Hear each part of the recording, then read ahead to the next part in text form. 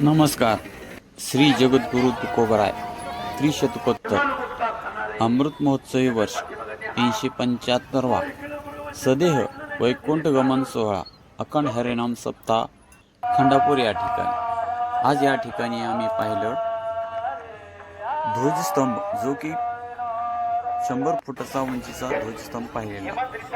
समोरच गेल्यानंतर आम्हाला भव्य असं सभामंडप दिसला, श्री तुकोबराय सभामंडप. याच मंडपामध्ये दररोज महाराष्ट्रातील महान कीर्तनकाराचे कीर्तन होत होते. आज होते औशेकर महाराज यांचे चक्री भजन. खूपच सुंदर भजन. या वयात त्यांची चंचलता पाहून मी तर अवाकच झालो. तेथील सभामंडप खूपच खचाखच भरलेला पाहिला. या सभामंडपात सर्व जाती धर्मातील महिला पुरुष पाहायला मिळाल्या, कारण हा मंडप एवढा मोठा असून यामध्ये भरपूर महिला सहभागी झालेल्या दिसत होत्या. असे वाटत होते की अवघी पंढरी लातूर या नगरीत सामावलेली आहे. सभामंडपाच्या बाहेर आल्यानंतर आम्हाला घ्यायचे होते ते संत पादुका दर्शन, पण तेथील गर्दी पाहून मी चक्रावून गेलो, कारण दर्शनाला खूपच लांब रांगलेली होती. मग आम्हाला वाटले दर्शन होते का नाही, पण ही आहे दर्शनासाठी लागलेली रांग, जी की खूपच लांब दिसत आहे.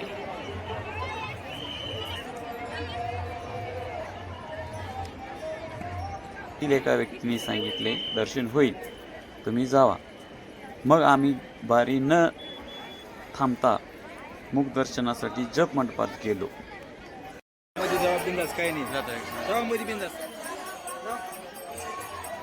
जप मंडपात गेल्यानंतर आम्ही घेतले मुख दर्शन. त्यानंतर आम्ही पाहिले तेथील वयोवृद्ध महिलांना पाहिले. त्या महिला ज्ञानोबा माऊली तुकाराम या जपात मंत्रमुग्ध होऊन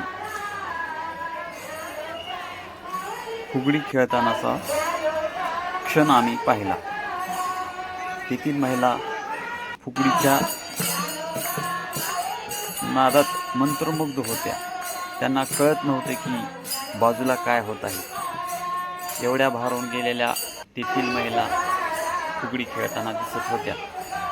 त्यांचे वय जवळपास 70-80च्या जवळपास असेल. अशा महिला तेथे फुगडी खेळताना दिसत होत्या. गोल रिंगण करून टाळ व ज्ञानोबा माऊली तुकाराम च्या नावाने जप करत महिला.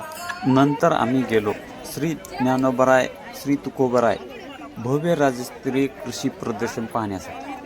विविध प्रकारचे शेतीला लागणारे साधने या कृषी प्रदर्शनात पाहायला मिळाले. विविध क्षेत्रातील स्टॉलला भेट दिली. जे आम्हाला माहिती घ्यायची होती ती घेऊन आम्ही पुढे चाललो. तेथे पेरणीपासून ते पीक काढणीपर्यंतचे शेतीला लागणारे सर्व साधने आम्ही पाहिली. काहींची आम्ही विचारपूस देखील केली. वारकरी सोहळ्यासोबत शेतीपूरक माहिती आम्हाला या कृषी प्रदर्शनात पाहायला मिळाली. तिथून आम्ही आलो बाहेर. मग आम्हाला दिसले तेथील भव्य असे स्वयंपाकघर. या स्वयंपाकघरात कलईमध्ये खीर शिजताना पाहिली, कारण एवढा भव्य दिव्य कार्यक्रम आयोजित केलेला पाहून आम्ही भारावून गेलो.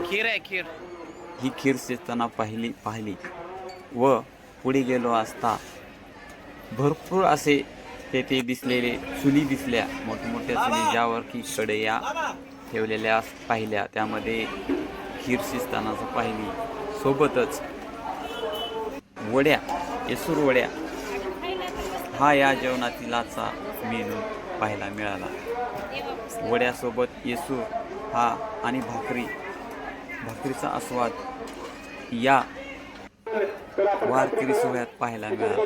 तेथील वयोवृद्ध वाढणारे सुद्धा खूप मोठ्या उत्साहाने महाप्रसाद वाटप करत होते. हा आहे भव्य असा सभा महाप्रसाद मंडप. याच महाप्रसाद मंडपात बाहेर गावून येणाऱ्या भाविक भक्तांची जेवणाची व्यवस्था याच प्रसाद मंडपात केलेली होती. तेथील वातावरण पाहिले असता आम्हाला तर कळेच ना, एवढे मोठे नियोजन कसे काय झाले. एरवी पाहताना नेत्यांच्या कार्यक्रमाला जेवण करण्यासाठी मारामारी होताना पाहिली आहे, पण वारकरी मेळाव्यात कसलाही गोंधळ नाही ना, कोणाला काही कमी पडलेले पाहिले नाही.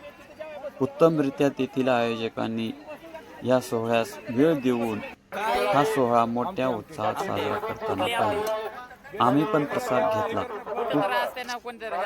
सर्व पाहून झाल्यानंतर आमची निघायची वेळ झाली. आम्ही निघालो असता बाहेर आल्यानंतर आम्ही पाहिले ते आध्यात्मिक महातीर्थ प्रजापिता ब्रह्माकुमारी ईश्वरीय विश्वविद्यालय लातूर आयोजित. तेथे पाहिले जात्या वर्षी ओवी या ठिकाणी, तसेच 12 ज्योतिर्लिंगाचे दर्शन, जे की समोर ज्योतिर्लिंग व मागे मंदिराची प्रतिकृती होती. खूप छान वाटले. नंतर पाहिले सृष्टीचक्र. चांगल्या प्रकारे तेथील भक्तांनी माहिती दिली. सतीयोग, सुवर्णयोग, चांदी योग, द्वापार योग, नंतर कलियोग आले. माणसाने शांत कसे राहायला पाहिजे या ठिकाणी आम्हाला सांगितले. हे पाहून आम्हाला खूप आनंद झाला. असा होता आमचा संत वारकरी आयोजित त्रिशतकोत्तर अखंड हरिनाम सप्ताह. न भूतो न भविष्यतो. हा व्हिडिओ कसा वाटला ते आम्हाला कमेंट बॉक्समध्ये कळवा. धन्यवाद.